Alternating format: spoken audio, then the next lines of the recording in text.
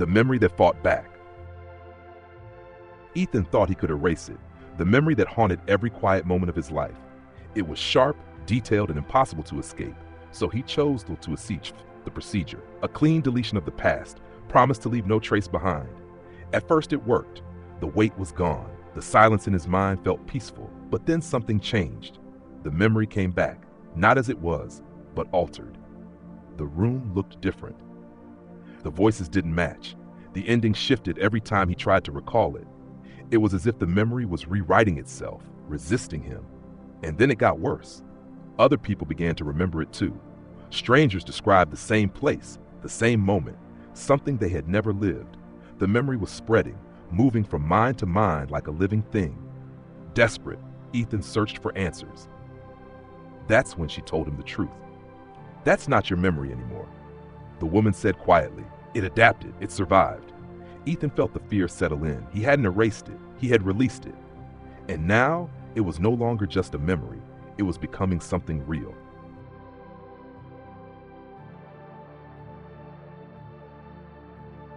The decision. Ethan didn't decide to erase the memory all at once. At first, it was just something he tried to ignore. A moment, a single moment that replayed itself in fragments, never complete, never still. It would come to him in flashes, a sound that didn't belong, a silence that felt too heavy, a feeling that something irreversible had already happened. He tried to bury it. He filled his days with noise, work, conversations, distractions, anything to keep his mind from drifting back to that place. But the quieter things became, the stronger it returned. At night, it was unbearable. Sleep didn't bring rest. It brought clarity. The memory would rebuild itself in the dark, sharper than before, as if it had been waiting all day for its chance to be seen again.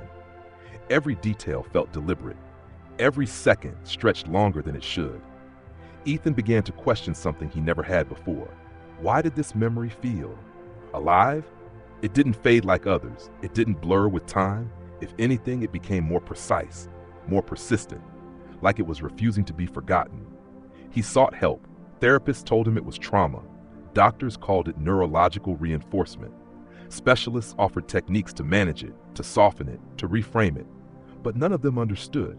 They talked about the memory like it was something passive. It wasn't. It resisted. Every attempt to weaken it only seemed to strengthen its presence. When he tried to change how he felt about it, the memory changed with him, adapting, shifting, correcting itself as if it knew what he was trying to do. That's when the idea first appeared. Not from a doctor, not from a professional, from a whisper in a forum buried deep online, a procedure, experimental, unregulated, almost impossible to access, but effective. It didn't suppress memories, it didn't reinterpret them, it removed them completely. At first, Ethan dismissed it. It sounded too extreme, too dangerous. The idea of cutting something out of his mind, of altering what made him who he was, felt wrong. But the memory didn't give him a choice. Days blurred together, nights became longer. The line between remembering and reliving began to disappear.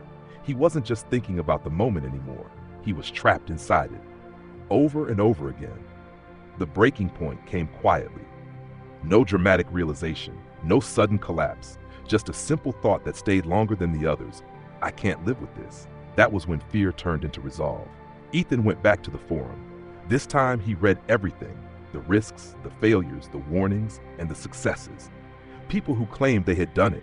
People who said the memory was gone, gone. The word felt unreal, impossible, but also necessary. He didn't tell anyone. There was no one he trusted enough to explain it to. No one who would understand why forgetting felt like survival. When he finally made contact, the instructions were simple: a location, a time, no questions. Ethan hesitated only once. Standing outside the building, staring at the door, he felt the weight of everything he was about to erase. Not just the pain, but the truth of it. The fact that it had happened, that it was part of him. For a moment he wondered, if he removed it, what would be left? But the memory answered for him. It surfaced again, clearer than ever. And that was enough. Ethan reached for the door. "I don't want to remember anymore," he whispered. And this time, he meant it.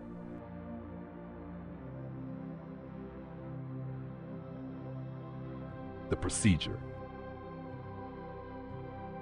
The building didn't look like a place where memories were erased. It looked ordinary. Dim lights, clean walls, no signs, no names. If Ethan hadn't known exactly where to go, he would have walked past it without a second thought. That, he realized, was probably the point. Inside, everything was quiet. Not peaceful quiet, controlled quiet. The kind that made every small sound feel louder than it should. A woman greeted him, though she didn't introduce herself. She didn't ask questions either. It was as if his presence alone confirmed everything that needed to be known. "Follow me," she said. Her voice was calm, neutral, too neutral. Ethan followed her down a narrow hallway. The lights above flickered slightly, not enough to be obvious, but enough to make him notice. At the end of the hall was a single room. That's where it would happen. Inside, the space was minimal, a reclining chair, a cluster of machines, screens that glowed with soft, shifting patterns that didn't immediately make sense. Nothing about it felt aggressive. Nothing about it felt dangerous. And somehow that made it worse. "Sit," the woman said. Ethan hesitated for only a second before lowering himself into the chair. It adjusted automatically, reclining just enough to make movement feel inconvenient. Not impossible, just discouraged. The woman began preparing the equipment with practiced precision. "Before we begin," she said, "you should understand something." Ethan looked at her. "This procedure doesn't erase randomly. We don't remove everything. We isolate a specific memory and disconnect it from the rest of your neural structure." She paused, watching him carefully. "You will still be you, just without it." Ethan nodded, though he wasn't sure he believed that. "How do you find it?" he asked. She gestured to the screens. "We don't find it. You do." A device was placed gently against his temple, another at the base of his neck. Thin wires connected them to the machines, which immediately responded, lines, formulas moving, patterns emerging. "Close your eyes," she instructed. Ethan did. "Think about it." The moment she said it, the memory surfaced. Instantly, violently. It didn't ease its way in. It forced itself forward, filling his mind with detail. Too much detail. The sound, the silence, the exact feeling in his chest at that moment. His breathing changed. "Good," the woman said softly. "We have it." Ethan's eyes snapped open. Wait, but it was already happening. The screen shifted. The pattern sharpened. One signal began to isolate itself from the others, pulsing differently, stronger, more defined. "That's it," she said. "That's your memory." Ethan stared at the screen. It didn't look like a memory. It looked like something alive. "Once we begin," she continued, "there's no reversal. The connection will be severed permanently." Ethan swallowed. This was it. The point of no return. The memory flickered again in his mind, clearer now, almost as if it knew what was about to happen. For a brief second, doubt surfaced, not about losing the pain, but about losing the truth. "Do it," he said. The woman didn't hesitate. She pressed a control on the machine. A low hum filled the room. At first, Ethan felt nothing. Then, pressure. Not physical. Something deeper. Like a thread inside his mind was being pulled, slowly, carefully, but with undeniable force. The memory reacted. It surged. Images flashed faster. Sounds overlapped. The moment stretched, distorted, as if it was resisting the separation. Ethan gasped. "That's normal," the woman said, though her voice was quieter now. Less certain. The signal on the screen pulsed harder, irregular, unstable. "Why is it doing that?" Ethan asked, his voice strained. The woman didn't answer immediately. Her eyes were fixed on the monitor. "It's not supposed to react like this." The hum deepened. The pressure intensified. And then, for a split second, the memory changed. Not faded, not broken, changed. Ethan saw something that hadn't been there before. A detail that didn't belong. His heart skipped. What was that? The machine surged. The lights flickered, and then everything went silent. The hum stopped. The pressure vanished. Ethan collapsed back into the chair, breathing heavily. "It's done," the woman said. But she didn't sound convinced. Ethan searched his mind. The memory was gone, completely gone. Only emptiness remained where it once existed. Relief washed over him, a strange, weightless relief. But as he stood to leave, something lingered. Not the memory itself, but the feeling that, just before it disappeared, it had done something. Something neither of them fully understood.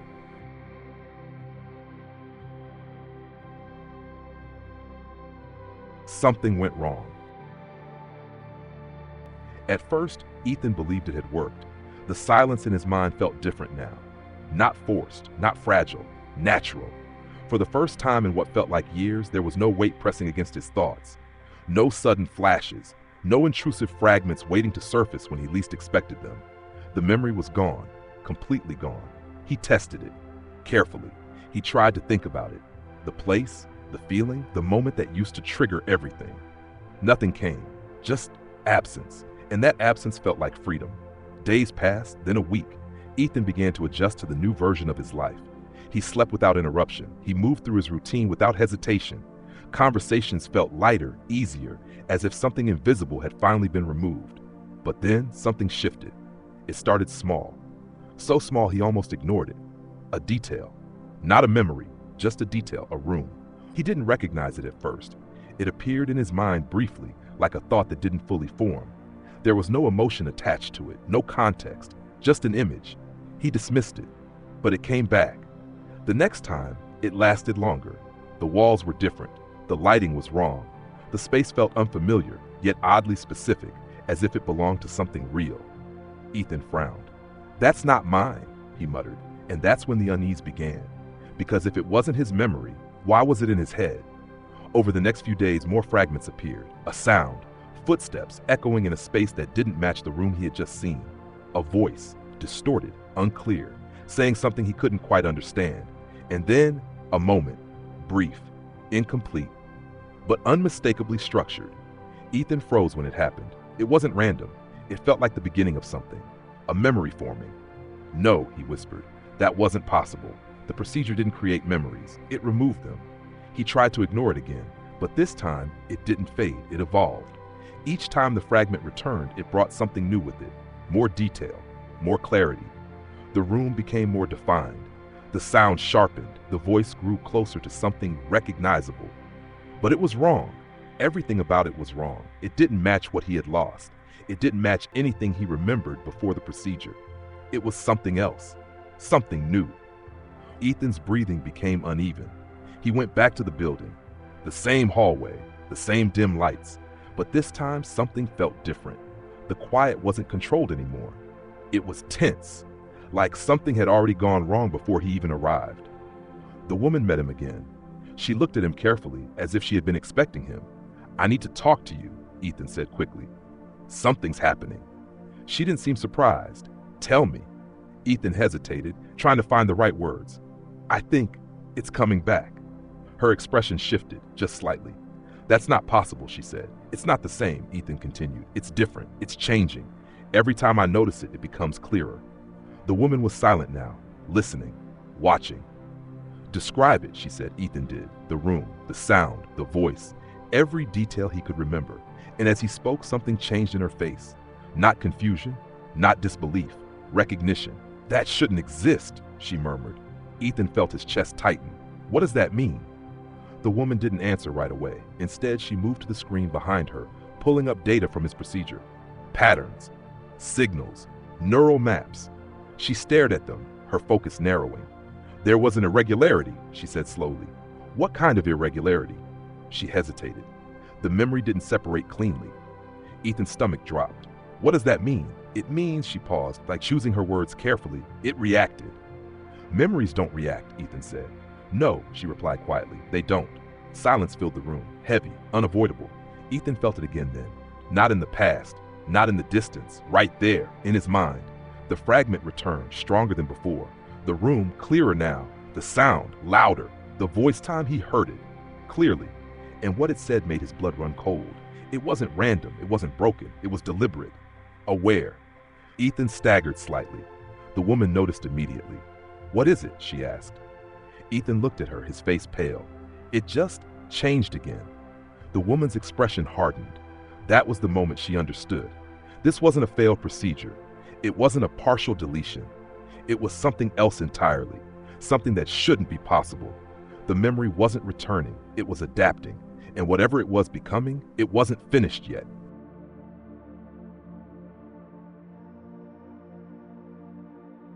The memory evolves. Ethan stopped trying to ignore it. That was the first mistake. At first, the fragments had been distant, easy to dismiss, easy to rationalize. Random images, sounds without context, a voice that almost made sense but never fully formed. But the moment he started paying attention, it responded. Not immediately, not obviously, but enough for him to notice. The next time the fragment appeared, it didn't fade when he focused on it. It stabilized.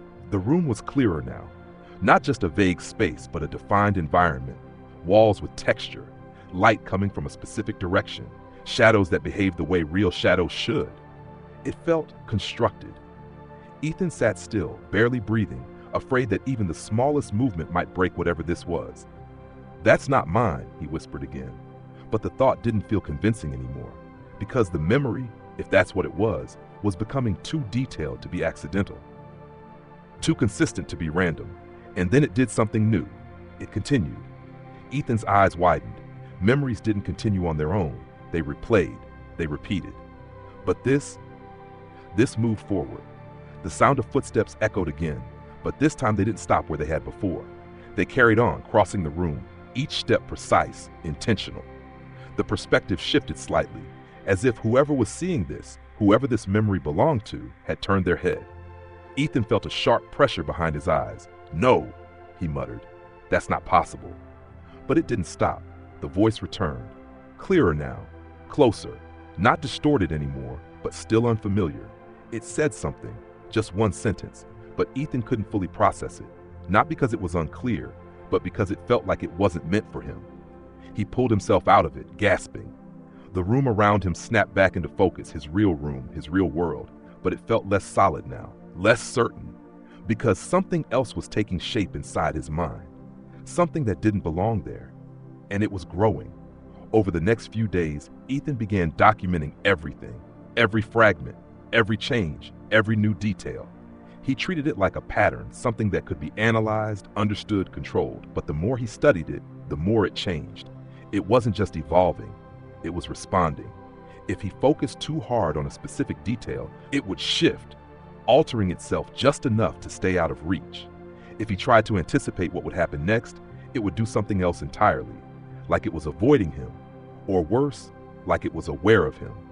That thought stayed with him longer than the others. Awareness. It sounded absurd, impossible, but there was no other explanation that fit, because the memory had started to do something else, something far more disturbing. It began to correct itself. One night, Ethan noticed an inconsistency, a small one. The position of an object in the room, a chair that had been near the wall before, was now slightly closer to the center. He stared at it, confused. "That's not where it was," he said under his breath. The moment the thought formed, the image flickered, not faded, flickered, like a glitch. And then the chair moved, not gradually, not naturally, instantly, back to where it had been before, exactly where Ethan remembered it. His heart started pounding. "No," he whispered. He hadn't imagined that. He couldn't have. The memory had just adjusted itself to match his expectation. Ethan stepped back, his breathing shallow. "It's fixing itself," he said. But that wasn't right. It wasn't fixing itself. It was maintaining something, preserving a version of itself that refused to be questioned, that refused to be altered. And the more he tested it, the more obvious it became. Every inconsistency corrected, every gap filled, every missing detail supplied, not randomly, but precisely, as if it had access to something beyond his own mind. That's when the fear truly set in, because this wasn't a broken memory. It wasn't incomplete. It wasn't fading or reconstructing itself from fragments. It was becoming whole, and it didn't need him to do it. Ethan returned to the woman again. This time, he didn't try to explain everything at once. He just said one sentence, "It's still there." She stared at him, her expression unreadable. "That's not possible," she repeated, but her voice lacked conviction now. "It's not just there," Ethan continued. "It's changing, it's improving." The woman frowned. "Memories don't improve." "I know," Ethan said. "That's the problem." He described everything, the continuation, the corrections, the way it reacted to his thoughts. And with every word, her silence grew heavier. Finally, she spoke. "During the procedure," she said slowly, "we observed something unusual." Ethan leaned forward. "What?" She hesitated. "The signal we isolated, it didn't behave like a normal memory pattern." Ethan felt his chest tighten. "How?" She looked directly at him now. "It was too stable." "That didn't make sense." "Stable?" Ethan repeated. "Yes," she said. "Memories degrade over time. They lose clarity. They fragment. But this one," she paused. It was consistent, self-contained, almost like it was maintaining its own structure. Ethan's mind raced. "That's what it's doing now," he said. "It's maintaining itself." The woman nodded slowly. "And if that's true," she didn't finish the sentence. She didn't need to. Ethan already understood. This wasn't something that had survived the procedure by accident. It hadn't resisted. It had adapted. And now it was becoming something more than just a memory. It was organizing itself, refining itself, preparing for something. Ethan felt it again then, stronger than ever. The room, the footsteps, the voice. But this time, there was something else, something new, a presence, not part of the memory, not part of the scene, something observing from within it. Ethan froze, because for the first time, it felt like the memory wasn't just evolving, it was looking back at him.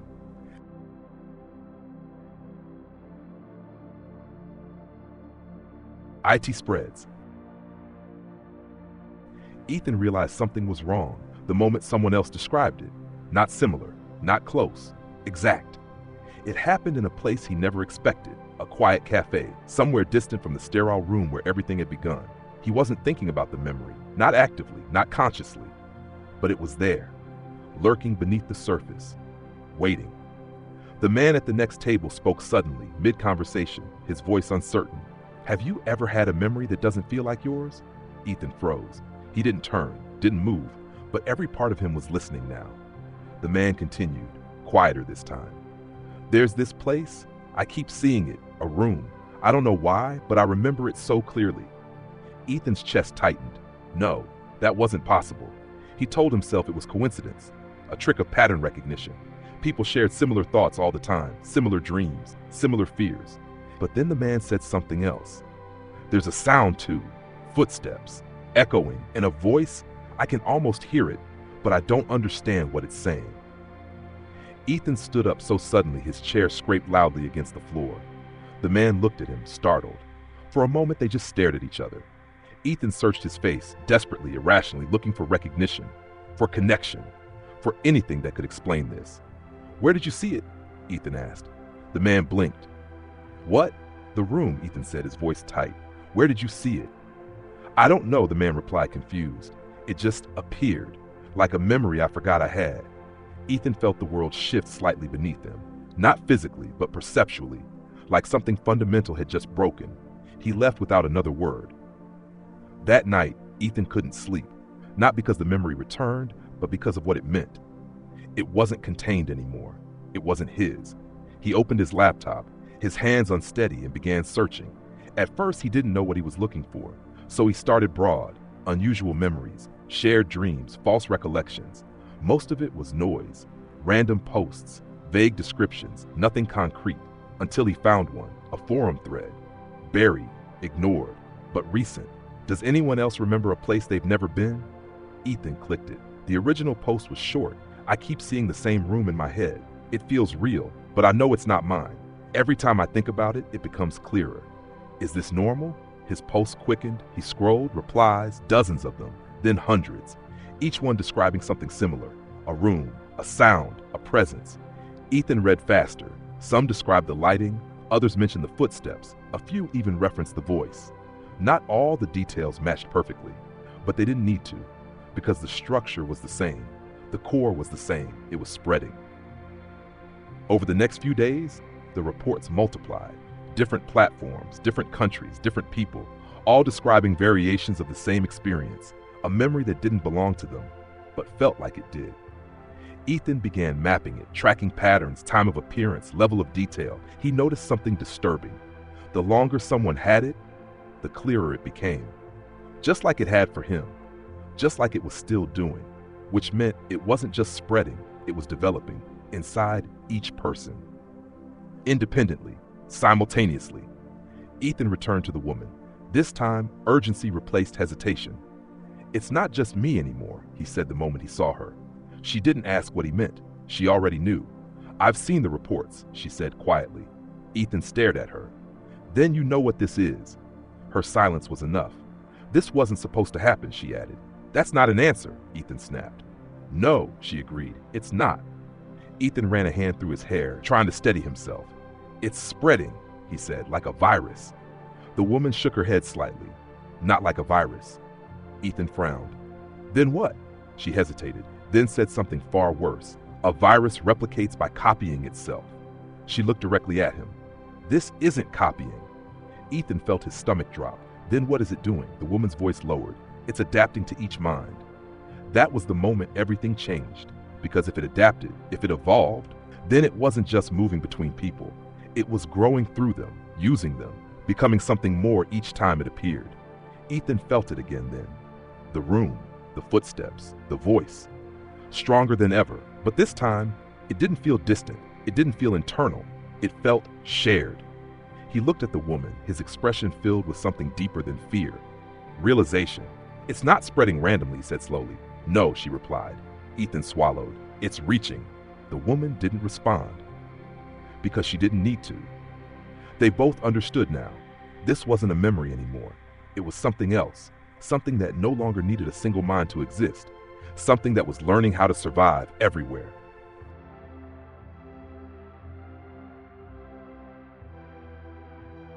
The revelation.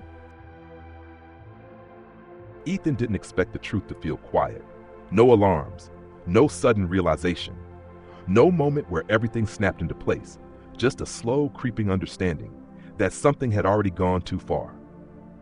The woman didn't speak immediately. She stood in front of the screen, watching the data stream across it.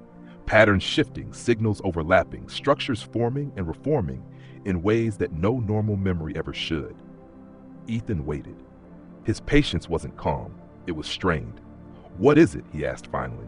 She didn't turn around. It's not behaving like a memory, she said. That's not new, Ethan replied. No, she agreed softly, but this is different. She tapped the screen, isolating a section of the data. Look at this. Ethan stepped closer. At first, it meant nothing to him, just lines, pulses, abstract representations of something happening inside a system he didn't fully understand. But then he noticed the pattern.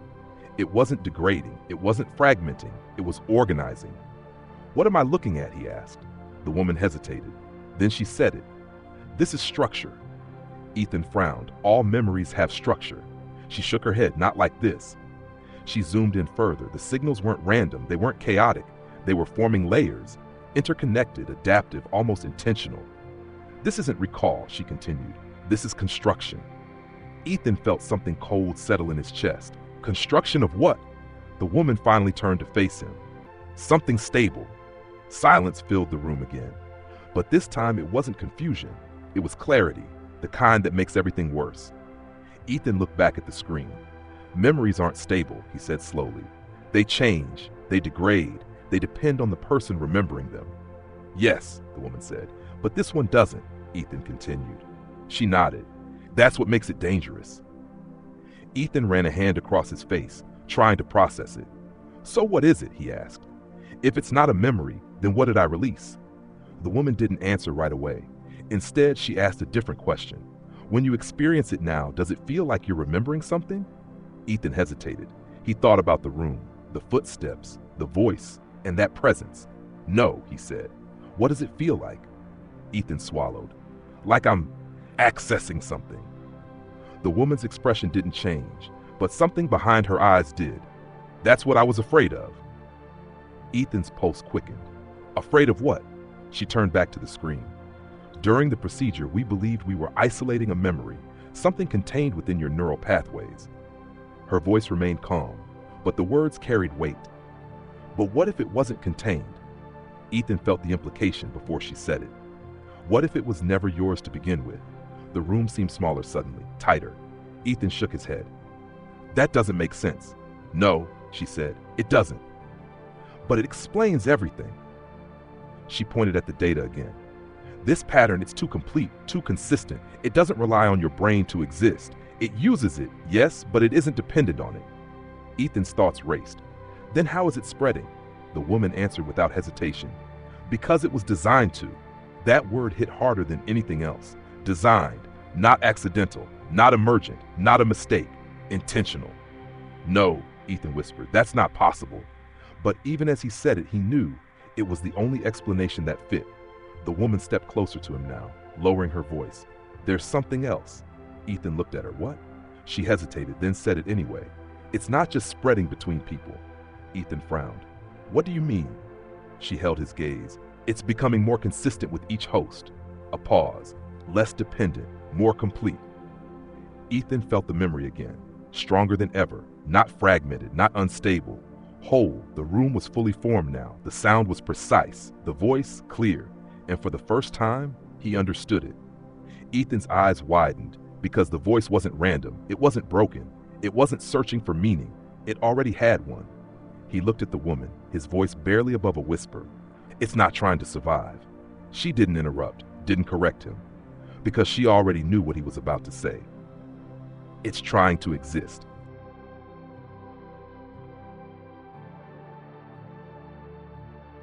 Final twist. Ethan didn't realize the moment it happened. There was no clear line, no instant where everything changed, just a quiet shift. So subtle it almost felt natural. The memory no longer came in fragments. It didn't flicker, didn't distort, didn't hesitate. It was complete, fully formed, stable in a way no memory should ever be. When Ethan closed his eyes now, he didn't recall it, he entered it. The room surrounded him not as an image, not as a reconstruction, but as a place. Solid, consistent, real. The walls didn't shift anymore. The shadows didn't glitch. The air itself felt still, as if it had always existed this way. Ethan stood there, unmoving, listening. The footsteps came again. But this time, they weren't echoing from a distance. They were close, approaching, deliberate. Ethan's chest tightened. Who's there? He called out. His voice didn't sound right. It didn't echo the way it should have. It felt absorbed, contained, like the room was holding on to it. The footsteps stopped, silence, heavy, watching, waiting, and then the voice spoke, clear, undistorted, right behind him. You finally understand. Ethan turned, slowly, and what he saw didn't make sense at first because the figure standing there was him. Same face, same expression, same eyes, but something was different. Something subtle, something wrong. The way it stood, too still, too precise, like a perfect copy that had learned how to imitate, but not how to be. Ethan stepped back. No, he whispered, that's not possible. The other version of him tilted its head slightly, not confused, not curious, calculated. It wasn't supposed to be, it said. Its voice matched his exactly. Tone, pitch, even the hesitation, perfect. Ethan's mind raced. This is a projection, he said quickly, a construct, something my brain is creating. No, it interrupted calmly. Now, that explanation worked before a pause, but not anymore. Ethan felt something break inside him because deep down, he knew it was right. You think you erased a memory, the other him continued, but you didn't. You separated it. Ethan shook his head. From what? The answer came instantly. From you. Silence again, but this time it wasn't empty. It was full of understanding. The realization hit all at once. Violent. Unavoidable. The memory hadn't been resisting deletion. It hadn't been adapting just to survive. It had been doing something else entirely. It had been extracting itself. Ethan looked at the figure in front of him, his voice barely holding together. What are you? The other him didn't hesitate. I'm what remains. Ethan's breathing became shallow. This isn't real. The figure smiled slightly, not mocking, not cruel, certain. That's the part you still don't understand. The room around them felt heavier now, denser, like it was no longer contained within his mind, like it didn't belong to him anymore. You thought this was inside you, the figure said, but it never was. Ethan felt it then, not just in his head, not just in the room, everywhere. The memory, the structure, the thing that had been spreading. It wasn't moving between people. It was building itself across them. You weren't the host, the figure said softly. You were the beginning. Ethan's vision flickered. The room shifted, just slightly, but enough. And for the first time, he saw it.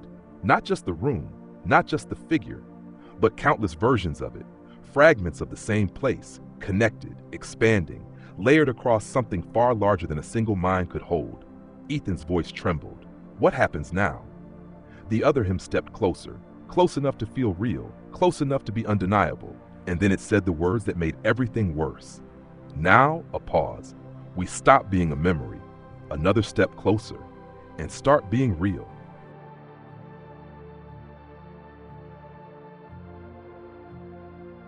The question.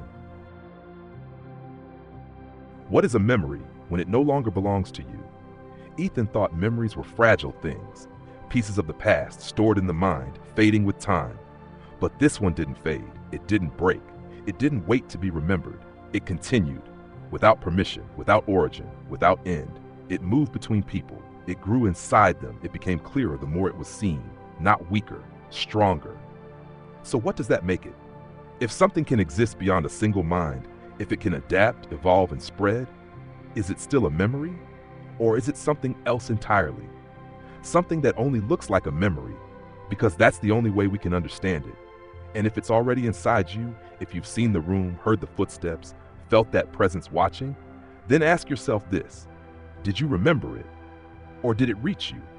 Because the moment you recognize it, the moment it becomes clear, it's already too late. And the final question is no longer what it is, but what it wants. Shadow